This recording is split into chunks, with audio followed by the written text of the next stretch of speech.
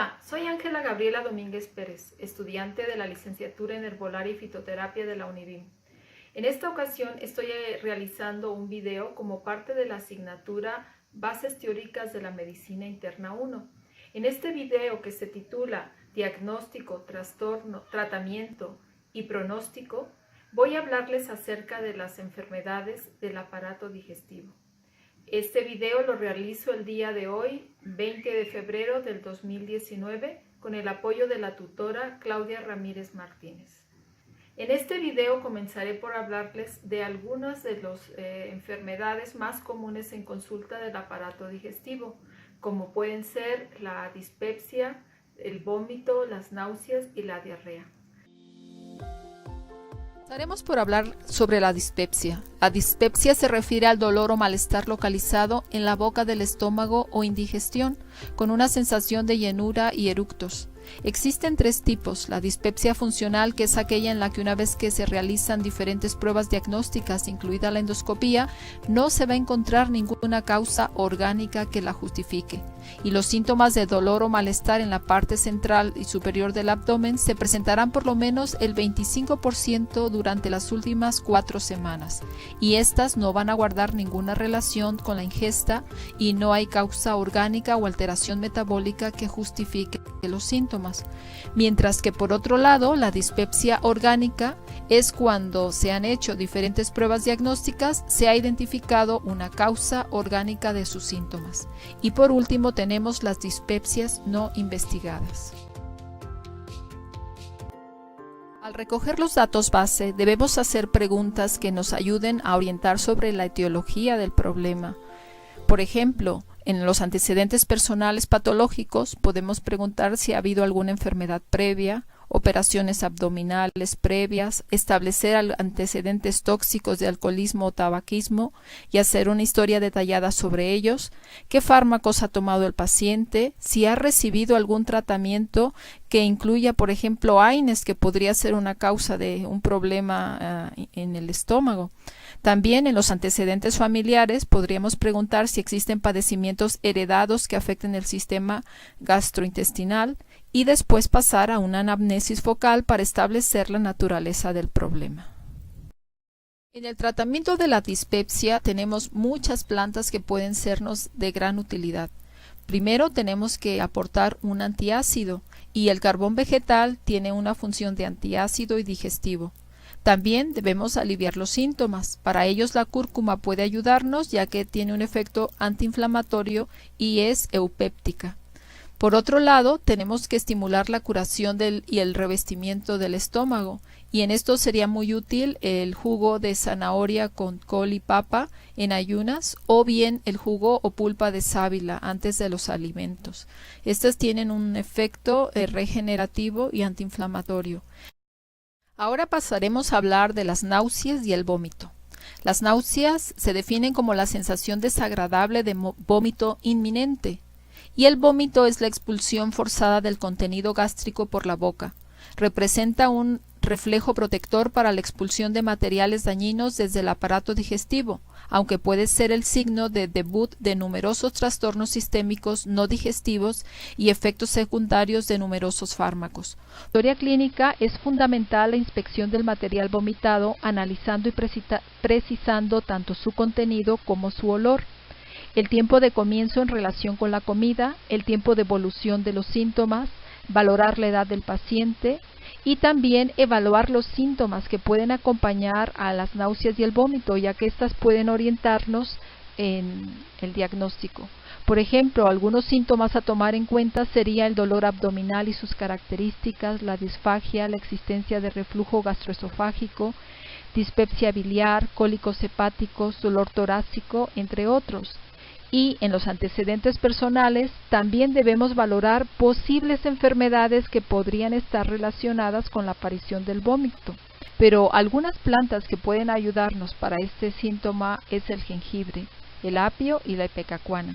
Ahora hablaremos de la diarrea. La diarrea es la variación significativa de la consistencia de las heces fecales, y esta variación se va a producir tanto en el volumen como en el número de evacuaciones. Por ejemplo, en el tiempo de duración de la diarrea, podríamos pensar que se trata de una diarrea aguda cuando es un proceso de carácter autolimitado que ha durado menos de 2 semanas. Pero cuando la diarrea se ha presentado durante 4 semanas, podríamos ya pensar en una diarrea crónica. También hay que valorar el curso de la diarrea, sea continuo o intermitente, que le agrava o que se la induce, y la naturaleza de la diarrea, que puede ser orgánica o funcional. Por ejemplo, cuando hay síntomas asociados a fiebre, una pérdida de peso que está relacionada con la diarrea, dolor previo al evacuar, etc., pensaríamos en una diarrea de tipo orgánico. La ubicación del trastorno que la produce también es importante. Podríamos pensar en el intestino delgado o en el colon. La característica de las heces será muy significativa, ya que nos orientarán el diagnóstico. Por ejemplo, cuando la diarrea o las heces son líquidas o semilíquidas, podríamos pensar en un tipo de diarrea crónica acuosa. Cuando las heces son pastosas, lo más frecuente es que sea por una mala absorción o por una mala digestión. Por otro lado, también tenemos que averiguar la frecuencia de las deposiciones, es decir, saber el número que ha tenido el paciente en 24 horas y los cambios de hábito deposicional previo del paciente. También es importante saber el volumen de las heces y si hay presencia de productos patológicos. Por ejemplo, en las diarreas agudas, la lentejilla puede sernos de gran valor. También el uso del epazote de comer. Y una planta que tiene un efecto antidiarreico por sus taninos es la agrimonia. Entonces podemos utilizarlas para atender un problema de diarrea. Ahora pasaremos a la exploración física del abdomen. Para hacer una exploración del abdomen tenemos que pedirle al paciente que se recueste y en la inspección vamos a valorar si tiene signos de deshidratación o de anemia, si es que el motivo de la consulta puede ser una gastritis o una diarrea. Vamos a pedirle permiso al paciente para que nos permita tocar y descubrirle. ¿Nos permites descubrirte, Josué? Sí. Mira, en este caso vamos a descubrir el abdomen, que es el área que vamos a explorar. Lo primero que se hace es hacer una inspección visual del área del abdomen. En ella podemos ver signos de cicatrices, como en este caso, ¿has tenido varicela? En el de varicela, también si hubiera alguna cirugía, o podemos ver si hubiera también alguna masa, algún área que estuviera, pues algún volumen que no debería de ser en ese lugar. Después de hacer una inspección visual, pasaremos a hacer la auscultación con la ayuda del estetoscopio. El estetoscopio nos va a permitir escuchar en el abdomen los ruidos intestinales. Pero para hacer una auscultación o una inspección sistemática, lo ideal es dividir de manera representativa en 9 flancos el abdomen. Vamos a utilizar las crestas ilíacas como haciendo una línea horizontal en la parte superior, en el reborde de las costillas, haremos otra y luego en el centro. Y las verticales las haremos tomando en cuenta la línea de la clavícula. Entonces aquí marcaremos otra línea simbólica. Así nos van a dar 9 áreas. El área que está en la parte derecha inferior se llama la fosa ilíaca derecha, donde veremos el ciego y el apéndice. Después, en el flanco derecho encontramos el colon ascendente. En la fosa, en el hipocondrio derecho, vamos a encontrar aquí, podemos encontrar el reborde del hígado. En el epigastrio vamos a encontrar el estómago. En el hipocondrio izquierdo, que sería esta parte de aquí, veremos el vaso y una parte del páncreas. En el flanco izquierdo veremos el colon ascendente. En la fosa ilíaca izquierda, el sigmoides. En el hipogastrio, que es la parte inferior del ombligo, estará la vejiga. En el caso de las mujeres también encontraremos el útero. Y en el centro el mesogastro, que encontraremos el yeyuno y el ileón.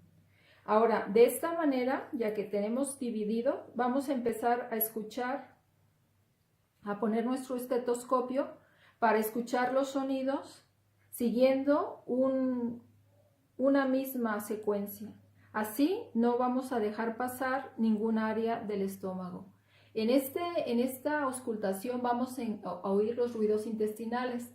Lo normal es oír un tono alto de borboteo con una frecuencia de 5 a 35 ruidos por minuto, que esto sería lo más normal.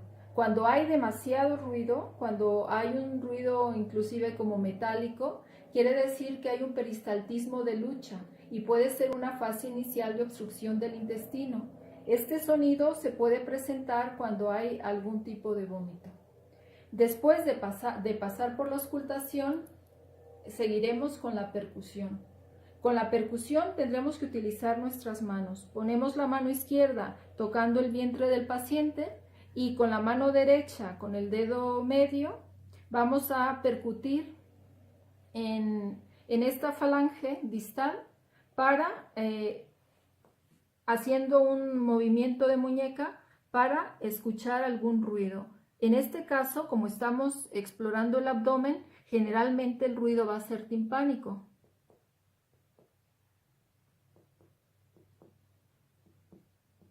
Cuando percutimos una costilla, el ruido es mate. Cuando tenemos pacientes que presentan diarreas, es probable que tengan un hígado crecido. Y aquí podríamos escuchar también un tono mate cuando el hígado o el vaso están inflamados. Hacemos la percusión de toda el área toda el área del abdomen. Si al percutir encontramos un sonido mate en algún área de ellas, que no sea ni hígado ni vaso, también podría ser señal de que hay alguna masa. Entonces, estas masas pues no deberían presentarse durante la percusión. Si encontramos algún ruido mate al percutir, podremos corroborar o verificar lo que sospechamos que pueda ser durante la palpación. Ahora vamos a continuar con la palpación. En la palpación tenemos que tomar en cuenta varias cosas. Primero tenemos que mirar el semblante del paciente para ver qué reacción tiene a la hora de palpar, por si tiene dolor o por si hay resistencia muscular. La palpación la vamos a hacer en 3 niveles, en nivel superficial y en nivel medio y profundo. En este caso también se recomienda que hagamos la palpación, puede ser media, con una sola mano, y vayamos haciendo una palpación siguiendo una secuencia para no dejar ningún área sin inspeccionar. Y después podemos pasar a una palpación más profunda utilizando las 2 manos. ¿Te duele? No. ¿Aquí en el epigastrio te duele? No. Cuando un paciente tiene dispepsia, vamos a encontrar dolor en el epigastrio. Cuando hay un dolor que tocas y al soltar es un dolor de rebote, pues eso nos da signo de inflamación de peritoneo, que es que algo está más complicado.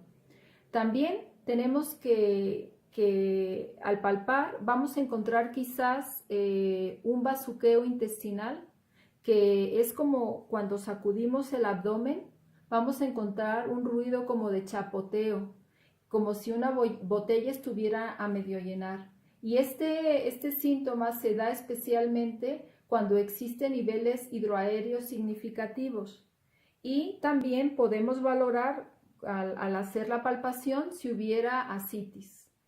En el caso de las esplenomegalias, en el caso de las diarreas, es muy importante que valoremos si existe una hepatomegalia, y aquí podríamos tocar el hígado cuando está crecido en el área del hipocondrio derecho.